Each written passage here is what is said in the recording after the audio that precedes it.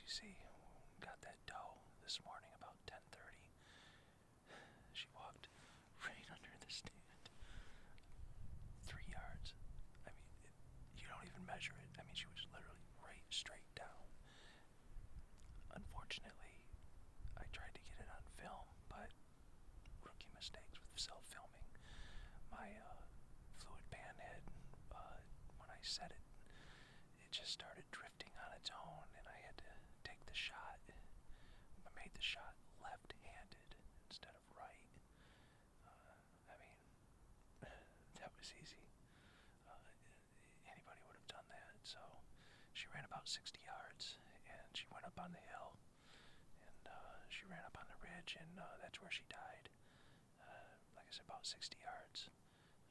The bullet hole went through the top by her top right shoulder, and then down through the heart and out.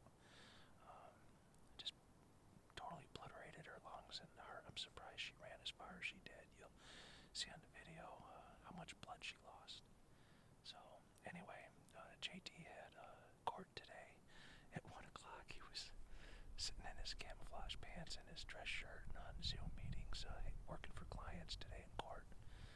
And we had to come back. We had some lunch, and we're back out here about 2:30. So we're hoping to see some more deer, and hopefully JT will get something on the ground. Move my dad's pop-up. He's in a good spot. He heard something this morning, but he couldn't see him. They came in behind him, so, well, we flipped his pop-up 180 degrees, and we'll see if that works for him. But he's happy just to be out in the woods at 71 years old, and I really hope JT gets something. And I've only got one tag left, so I don't think I'm going to shoot any more does. I got 2 this year, and I think that's enough for me. But I'm going to be hunting for some horns now. Or a nice buck, and, I don't know, 6 point, 8 point, 10 point, whatever.